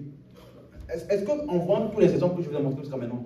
Vous voyez que quand il dit demeurions-nous dans le péché, il parle de quoi? Rester dans le même état de pécheur que tu étais avant d'avoir reçu Christ. Quelqu'un suit? Faire sa demeure, s'installer quelque part. Demeurions-nous, ça veut dire resterions-nous dans le même état qu'avant? La réponse au verset 2 de Romains 6, verset 2.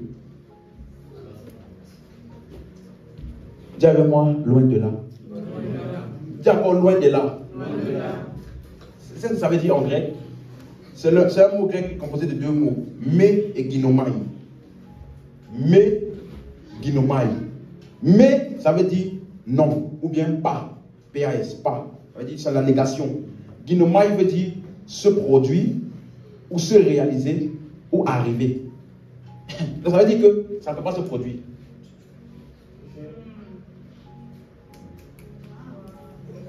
Ça veut dire ça ne peut pas se produire. Demeurions-nous dans le péché, parce que la grâce avance. Ça ne peut pas.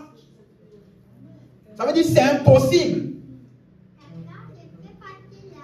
Donc, pourquoi c'est impossible? En fait, il est en train de nous dire ceci.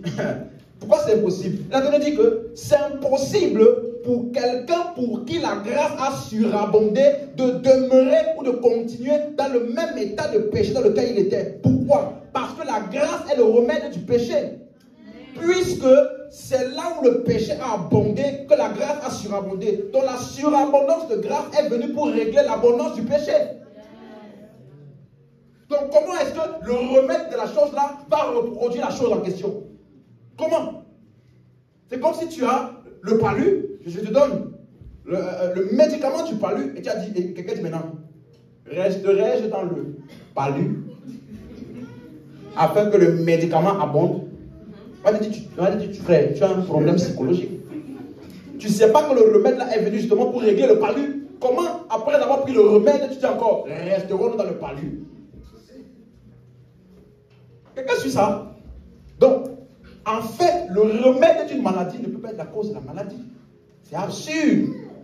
C'est ça que Paul explique. Donc, les gens qui posent ce genre de questions, en fait, c'est parce qu'ils n'ont pas compris la grâce. La grâce est venue pour engloutir le péché. Donc, loin de là, maintenant il t'explique. Hey. Rappelez-vous, hein, demeurions-nous. Demeurer là, ça veut dire quoi? S'installer. Faire sa demeure quelque part. Donc, c'est comme si, Paul disait, regarde, nous qui sommes quoi? Morts au... Nous qui sommes quoi? Comment vivrions-nous encore dans le péché? C'est ce que Paul dit. Il dit, c'est comme si quelqu'un vivait dans une maison. Hein? Il a été tué. On a annoncé partout qu'il est mort. Hein? Comment pouvez-vous encore faire des suppositions comme s'il vivait encore dans la maison là? Quelqu'un suit? Ça ne fait aucun sens.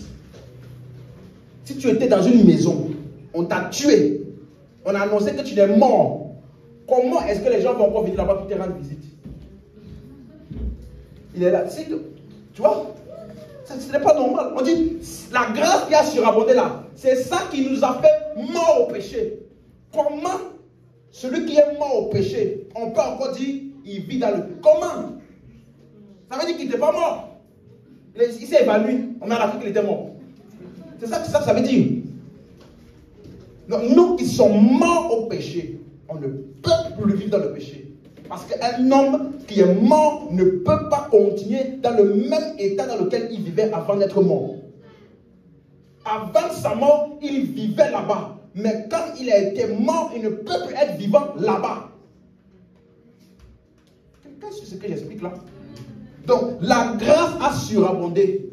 Voici la vraie conclusion. Si la grâce a surabondé, je ne peux plus demeurer dans le péché. Ça, c'est la vraie conclusion. Pourquoi? Parce que c'est la grâce, l'abondance de grâce là qui m'a rendu mort au péché. C'est ça que je dois prendre en considération. Donc, c'est impossible qu'un homme mort soit retrouvé dans sa maison où il vivait. Comme si de rien n'était. Et puis tu continues à leur envoyer des factures d'électricité, factures d'eau. Ça veut dire que tu n'es pas au courant qu'il est mort. Donc, ça n'a aucun sens. Ça n'a aussi aucun sens d'identifier encore le péché à un chrétien. D'essayer de nous retrouver encore dans le péché. Amen. Est-ce que c'est clair maintenant? Verset 3 maintenant. Ignorez-vous que nous tous qui avons été baptisés en Jésus-Christ, c'est en sa mort que nous avons été baptisés. Donc, baptisés en Jésus, baptisés en sa mort, ça parle de quoi? L'identification. Donc ça là, ça a eu lieu le jour que tu as reçu Christ. Ce jour-là, tout ce qu'il a fait, sa mort, son ensevelissement et sa résurrection t'a été attribué. Tu as été identifié à lui. Donc, ce qu'on appelle la nouvelle naissance, c'est une immersion en Christ. Baptisé en Christ. Tu passes de la mort à la résurrection comme Christ. Verset 4. Nous avons donc été ensevelis avec lui. Par le baptême en sa mort. Afin que comme Christ est ressuscité de mort par la gloire du Père, de même nous aussi, nous marchions en nouveauté de vie. Donc nous marchons en nouveauté de vie, c'est là où nous sommes aujourd'hui. Mort au péché, vivant pour Dieu. Le péché, on est mort à ça. Les choses de Dieu, on est vivant à ça. Donc l'endroit où tu vas me trouver vivant, c'est où?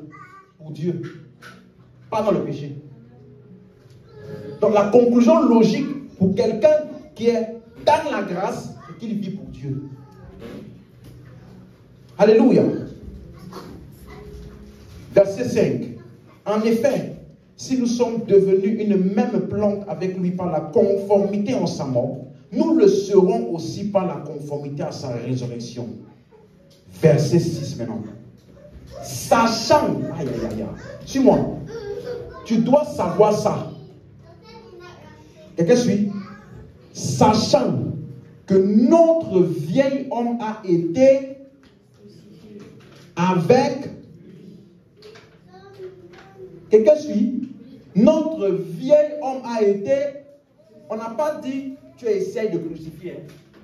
Parce qu'il y a des gens qui aujourd'hui continuent d'essayer de crucifier. Crucifie le vieil homme, crucifie la chair, crucifie.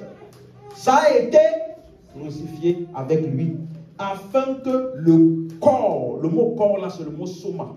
Ça parle de l'entièreté d'une entité. Ça veut dire que tout ce qui constituait le péché lui-même là a été crucifié, a été détruit. Donc le corps du péché fut détruit pour que nous ne soyons plus esclaves du péché. J'aimerais te donner une nouvelle. Tu n'es plus esclave du péché. Amen. En fait, laisse-moi te dire, tu ne peux plus être esclave du péché. Parce que la substance pécheresse dans l'homme, pour nous là, a été quoi? Détruite. Quelqu'un suit? Donc, toi et moi, on ne peut plus être esclave du péché. Mais on est libre du péché. Verset 7. Car celui qui est mort est libre du péché. Dis avec moi, je suis mort au péché. Donc, je suis libre du péché. C'est clair? La suite, verset 8. Or, si nous sommes morts avec Christ, nous croyons que nous vivons aussi avec lui. Verset 9. Sachant que Christ, ressuscité des morts, ne meurt plus, la mort n'a plus de pouvoir sur lui. La suite. La suite. Car il est mort, et c'est pour le péché qu'il est mort une fois pour toutes. Et il est revenu à la vie, et c'est pour Dieu qu'il vit. Donc, ça veut dire que sa mort a réglé la question du péché une fois pour toutes. Et donc, les conséquences du péché et le pouvoir et l'emprise du péché ont été réglés. Je reprends. Pas seulement les conséquences du péché. L'emprise que le péché peut avoir sur un homme là a aussi été réglée. Donc, il est mort pour le péché une fois pour toutes. Non seulement les conséquences, non seulement les jugements, mais aussi le pouvoir et l'emprise du péché sur l'homme là a été réglé par sa mort. Donc, par sa mort là, le péché a perdu sa capacité de nous séparer de Dieu. Ou d'emmener le jugement sur nous. Et en plus, ça a perdu son emprise sur nous. Amen. Et on dit, et il est revenu à la vie et c'est pour Dieu qu'il vit. Donc par sa résurrection, il nous a unis à Dieu une fois pour toutes, pour qu'on puisse maintenant vivre pour Dieu naturellement. Quelqu'un suit? Donc le péché pour nous est un environnement pas naturel. Vivre pour Dieu pour nous est un environnement naturel. Alléluia. Conclusion, verset 11. Qu'est-ce qu'il dit donc? Ainsi. On a vu ça tout à l'heure. Vous-même, regardez-vous comme comment? Et comme vivant pour Dieu. Donc, prenez donc maintenant en considération ce que Jésus a fait. Mort au péché, vivant pour Dieu. Amen. Donc, qui nous a rendu mort au péché? Jésus, hein? Qui nous a rendu vivant pour Dieu? Hein? Donc, qu'est-ce que nous, on doit faire? Considérer, prendre en considération, nous regarder comme tel. Donc, la grâce, c'est ce que Christ a fait pour nous et nous a offert gratuitement. Et donc, si tu as compris la grâce, ce que Christ a fait pour nous et de nous, tu ne peux pas dire, donc on peut continuer de pécher. Donc, on peut demeurer dans le péché. Ça veut dire que tu n'as pas compris ce qu'il a fait. Il nous a rendu morts au péché. Comment tu peux dire après ça? Donc on peut pécher comme on veut. Ça veut dire que tu n'as pas compris ce qu'il a fait. Quelqu'un me suit? Amen. Donc, quelle est donc la bonne conclusion? Lorsque la grâce abonde pour un homme, qu'est-ce qu'est la bonne conclusion? Verset 12. Le mot donc veut dire quoi? C'est la conclusion d'une chose qui a été dite précédemment. On dit que le péché ne règne donc point dans votre corps mortel. N'obéissez pas à ses... Donc, on ne commence pas par ça. On ne commence pas en te disant, arrête de pécher. Non. On t'explique d'abord ce qui s'est passé par la grâce. Et basé sur ça, puisque tu sais maintenant que tu es mort à ça et libre du péché et que tu vis pour Dieu, en conséquence maintenant, tu ne laisses plus le péché régner dans ton corps. Et tu n'obéis pas à ses convoitises. Donc ce n'est pas un effort que tu essaies de produire. Non, c'est une nature que tu laisses s'exprimer. Voilà pourquoi on appelle ça le fruit de l'esprit. As-tu déjà vu un fruit sortir comme ça?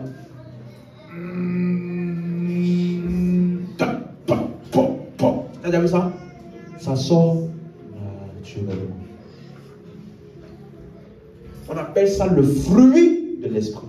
On appelle les œuvres de la chair. On n'a pas dit le fruit de la chair. Parce que la chair n'est pas en nous. Donc, si tu fais les œuvres de la chair, c'est un effort pour toi. Mais le fruit sort naturellement. C'est notre nature que nous laissons s'exprimer. Donc, n'obéissez pas à ces convoitises. Ne laissez pas le péché régner dans votre corps mortel. C'est pourquoi? Parce que je suis mort au péché et vivant. J'ai une question. Supposons qu'un croyant laisse le péché régner dans son corps. Est-ce que ça change quelque chose vis-à-vis de Dieu pour lui? Non. Hein? D'accord. Donc le problème vient d'où? Lui-même, qui n'a pas pris en considération ce que Dieu a. Tout le monde est d'accord? Donc, ça veut dire que lui là, celui qui laisse encore le péché régner dans son corps et celui qui ne laisse pas le péché régner dans son corps, les deux sont libres du péché. Et les deux sont morts au péché une fois pour toutes. Pourquoi? C'est par la mort de Jésus. Mais l'un a pris ça en considération, l'autre ne l'a pas pris en considération. Mais l'un ou l'autre, les deux sont appelés justes. Parce qu'ils ont cru. Et c'est ça leur nature. Amen. Quelqu'un suivi maintenant bien? C'est pour ça que vous allez voir dans Genèse 15, Abraham, il a cru en la promesse. Il a été appelé juste. Mais c'est dans Genèse 22, 7 chapitres après, qu'il a offert son fils au mont Moria. Donc, le fait d'offrir son fils ne l'a pas justifié. Offrir son fils, plutôt, a été ce qui a été produit par sa nature de justice, par son statut de justice. Amen. Donc, ainsi, donc, Christ, par son œuvre, t'a rendu mort au péché et vivant pour Dieu. Quelle est ta responsabilité? Tu dois le prendre en... C'est ça qui va affecter ta marche. Mais que tu le fasses ou pas, ta nature ne change pas. Et la manière dont Dieu te voit ne change pas.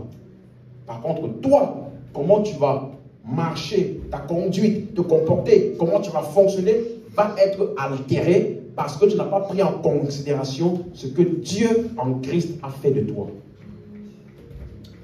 Est-ce que quelqu'un me suit jusqu'ici? Bon, la conclusion logique, c'est que le péché ne règne donc point dans vos corps mortels. Donc, là où le péché a abondé, la grâce a surabondé. La conclusion, c'est quoi?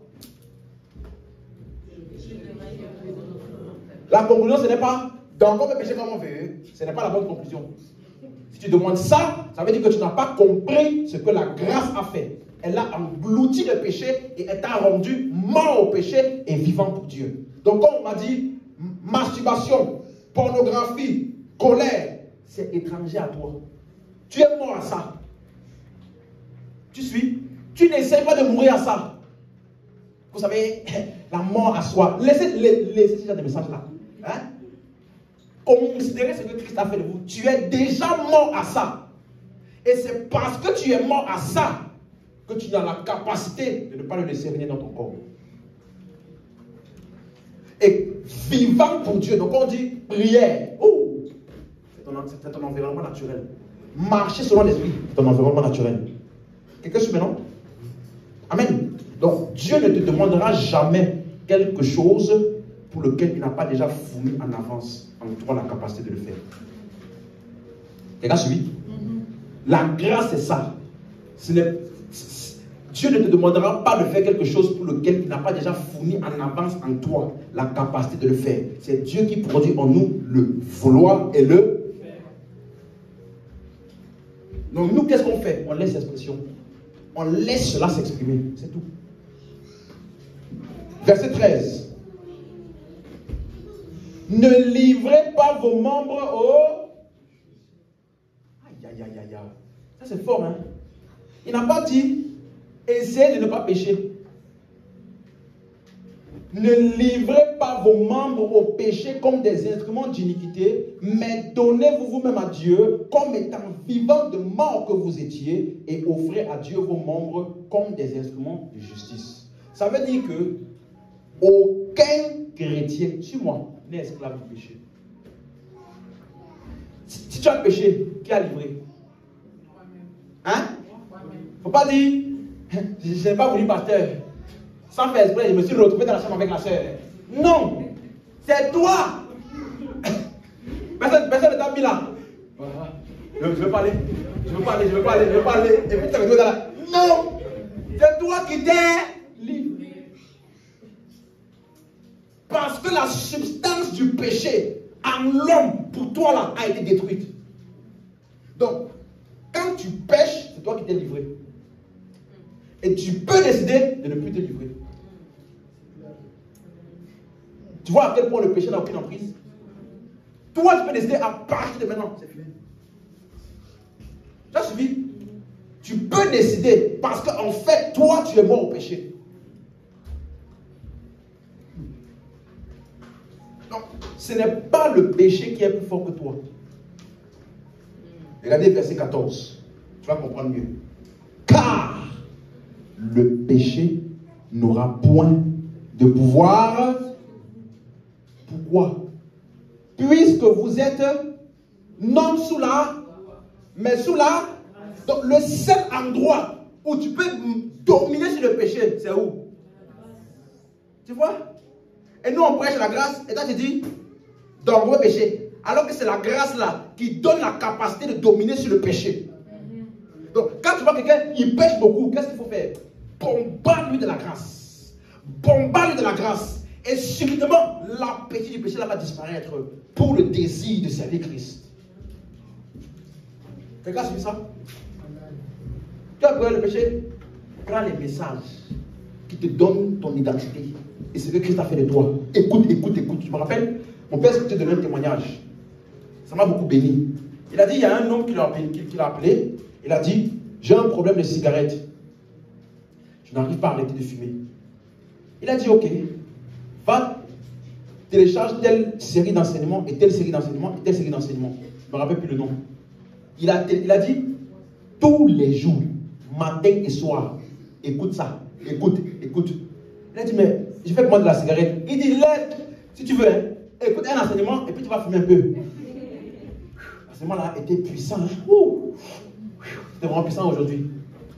Il a dit, après quelques semaines, le monsieur est revenu le voir plus dire, je ne me suis même pas rendu compte à quel moment j'avais arrêté de fumer. Tellement que j'étais embrasé par la parole. Et mes yeux s'étaient ouverts à qui je suis vraiment. Tu suis? La parole va changer ton appétit. Tu suis? Parce qu'elle va te révéler qui tu es vraiment. Donc la seule manière de vivre dans la domination sur le péché, c'est dans la grâce. Rien d'autre. Alléluia. Amen. Donc, on a terminé. Vous devez être conscient que ce que Jésus a fait par sa grâce, il a réglé la question du péché. Et si tu n'es pas conscient de ça, frère, tu ne peux pas avoir une vraie vie chrétienne. Regardez ce que la Bible dit dans Hébreux 8, verset 10. Regardez ce qu'il dit. Voici l'alliance que je ferai avec la maison d'Israël après ces jours-là, dit le Seigneur. Donc, dans la nouvelle alliance-là, il y a des choses que Dieu fait et pour moi, il interagit avec nous, différentes avant. Regardez, je mettrai mes lois dans leur esprit. Je les écrirai dans leur cœur. Je serai leur Dieu, ils seront mon peuple. Donc, dans la nouvelle alliance, il n'y a pas, on ne te donne pas une table de pierre comme Moïse, où c'est écrit, tu ne mentiras pas, tu ne voleras pas, tu ne convoiteras point la femme d'autrui, tu ne feras pas ceci. Ça là, c'était dans l'Ancien Testament. La loi était extérieure aux hommes. Et ils essayaient d'obéir à ça. Dans la nouvelle alliance, Dieu a pris sa nature ou son esprit. Il l'a mis en nous. Donc, on manifeste ça naturellement. On n'essaye pas d'atteindre. On fait quoi? On laisse s'exprimer. Je les écrirai dans leur cœur. C'est pas fini. Verset 11. Aucun n'enseignera plus son concitoyen. Hein? Hein? Ni aucun son frère en disant, connais le Seigneur. Car tous me connaîtront depuis le plus petit jusqu'au plus grand d'entre eux. Dans la nouvelle alliance là, c'est l'alliance de la connaissance de Dieu. On n'aura plus besoin de te forcer. Viens à l'église. Va connaître Dieu. Parce qu'à l'époque, l'image que les gens avaient de Dieu était déformée. C'est un Dieu qui est bon et qui est mauvais. C'est un Dieu qui bénit mais qui peut maudire. Donc, les gens avaient peur de s'approcher de ce Dieu-là. Mais on dit, dans la nouvelle alliance, ils vont bien me connaître. Donc, on n'aura plus besoin de les forcer. Il faut dire, connais le Seigneur. Pourquoi? Quelle est la facette ou alors la nature véritable de Dieu qu'ils vont découvrir? Verset 12. Parce que je pardonnerai leur et je ne me souviendrai plus de leur. Donc, qu'est-ce qu'ils faisaient avant que les hommes avaient peur de s'approcher de Dieu? Ils pensaient que Dieu retenait leurs péchés. Mais dans la nouvelle alliance, le véritable caractère de Dieu a été révélé. En fait, Dieu pardonne et ne se souvient pas. Ça, c'est le socle de la nouvelle alliance. Dieu ne tient pas compte de ton péché, il tient compte de ta foi pour la justice. Tu enlèves ça, il n'y a plus de Nouveau Testament. Ça redevient l'Ancien. Donc, les gens qui passent le temps, oh, tu dois faire A, tu dois faire ceci, tu dois faire cela, pour plaire à Dieu, pour que Dieu puisse t'accepter, ce n'est pas vrai. Ils sont encore dans la loi, ils sont encore dans l'Ancien Testament. Dans la nouvelle alliance là, c'est Jésus qui a tout fait pour te rendre agréable à Dieu.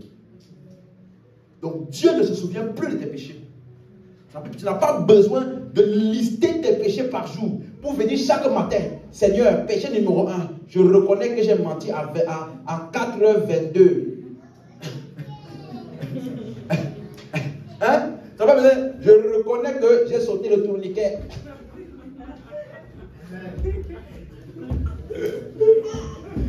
Donc, pasteur, tu as dit.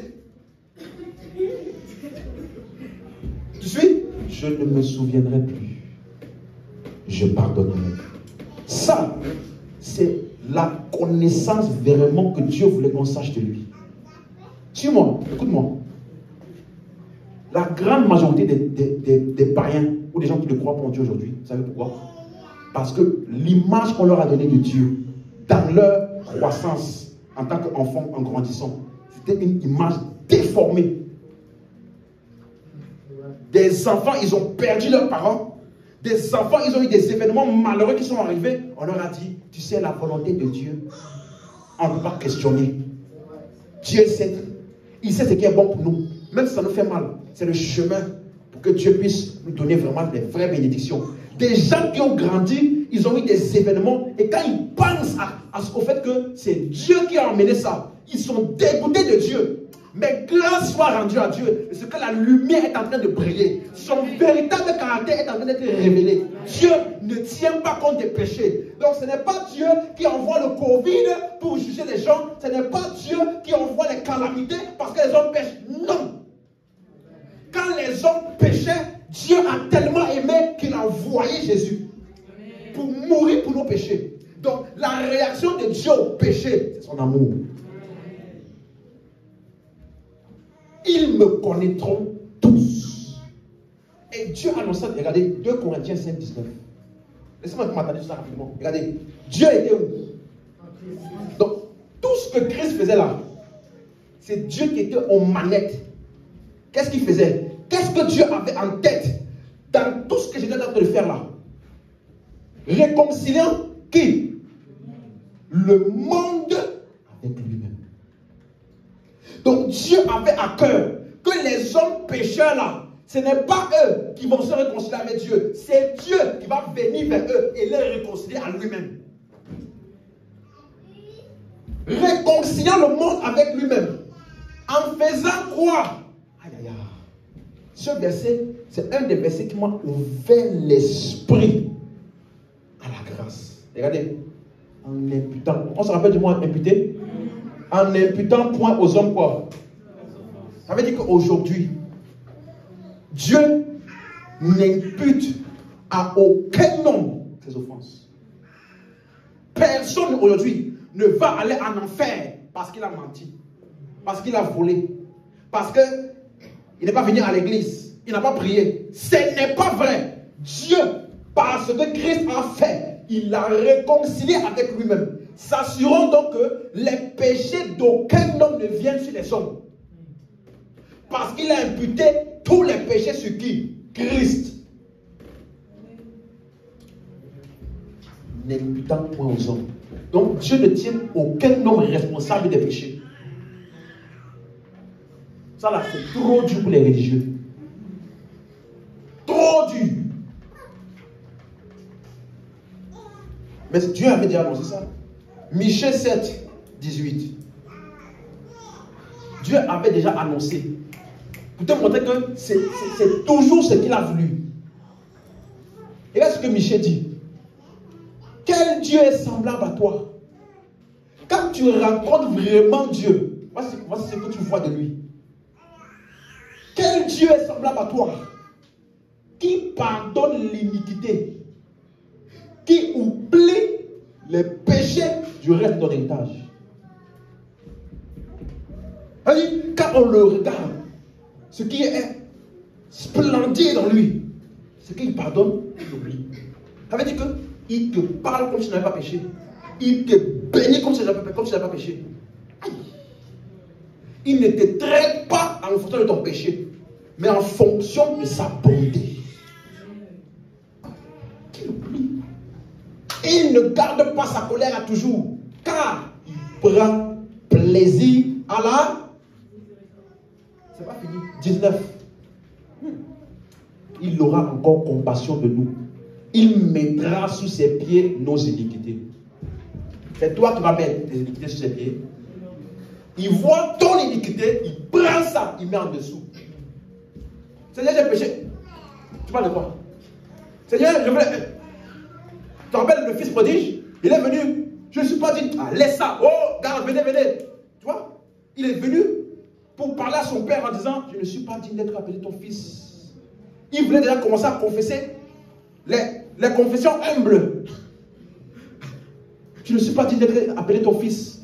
Fais-moi seulement un serviteur. Quand il a voulu parler comme ça, la Bible dit son père n'a même pas calculé. Oh, serviteur, ramenez-lui la robe royale.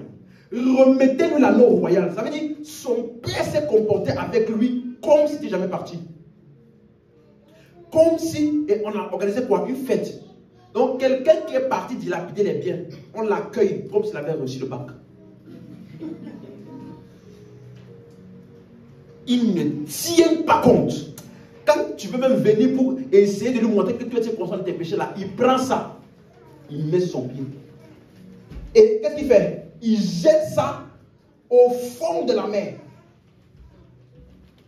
Pas la surface. Ça veut dire que tellement c'est au fond là, que quand tu cherches là, tu ne vois plus. Ça, c'est le Dieu auquel nous avons cru. Verset 20. Aïe. Tu témoigneras de la fidélité à Jacob, de la bonté à Abraham, comme tu l'as juré à nos pères au jour d'autrefois. Bien aimé, rappelez-vous, séminaire là. Ce qu'on nous a toujours dit de Dieu là, ce n'est pas vrai. Regardez. Jérémie 50, verset 20. On peut se lever. Il annonçait déjà. Aïe. Il annonçait déjà En ces jours, en ce temps-là, dit l'Éternel, on cherchera l'iniquité d'Israël. Elle n'existera plus. Hein? Quelqu'un dit ça? On cherchera le péché d'Israël, l'iniquité d'Israël. Elle n'existera plus. Le péché de Juda, et il ne se trouvera. Pourquoi? Car je pardonnerai au reste que j'aurai laissé. Donc quand Dieu a pardonné le péché, là, on ne trouve plus ça.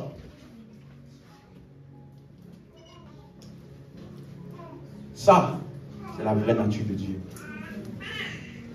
Alléluia. Donc je suis venu te rassurer. Dieu, lorsque tu as cru, t'a imputé quoi? La justice. Le péché n'a plus la capacité de te séparer de Dieu, première chose. Mais deuxièmement, le péché n'a plus la capacité de te dominer. Non seulement ça ne peut pas te condamner, mais en plus de ça, ça ne peut pas te dominer. Alléluia. Dis avec moi, il m'a pardonné. Il m'a pardonné. Et il a oublié. Aujourd'hui, je suis justifié, non à cause de mes œuvres, non à cause de mes efforts, mais à cause de sa miséricorde, par l'œuvre de Christ. Amen. Quelqu'un a suivi ça? Alléluia. Donc Dieu ne retient le péché de personne. Et pendant que je dis ça, je t'annonce que si Dieu ne retient pas ton péché, il n'y a aucune prière que Dieu n'exauce pas te concernant. Ça veut dire que tout ce que tu attendais de la part de Dieu va se manifester. Amen. Je pensais que je parlais à quelqu'un. Quelles que soient les choses que tu as désirées, que tu as demandées de la part de Dieu, je déclare que cela se manifeste dans ta vie au nom puissant de Jésus. Amen. Et si tu me donnes un amen plus fort, ça te localise encore. Amen. Alléluia. Aucune condamnation. Tu me suis? Aucune condamnation. Même si tu as péché. Même si tu as péché. Il n'y a aucune condamnation pour toi. Pourquoi? Jésus est mort une fois pour toutes et c'est pour le péché qu'il est mort. Qui accusera les élus de Dieu? C'est la Bible qui demande. Hein? Après il répond, c'est Dieu qui justifie. Qui nous séparera de l'amour de Dieu? Et ensuite il dit, j'ai l'assurance. Ni la mort, ni la vie, ni le siècle présent, ni le siècle à venir, rien ne nous séparera de l'amour de Dieu manifesté en Jésus.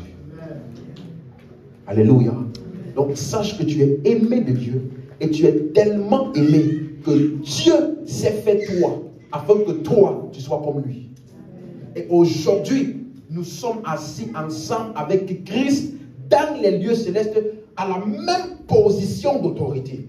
Et les miracles accompagnent donc ceux qui auront cru. Quel miracle? Ils chasseront les démons. J'ordonne au nom de Jésus-Christ toutes les circonstances et les situations qui avaient été produites par des activités démoniaques. À partir de maintenant, au son de ma voix, ça s'arrête.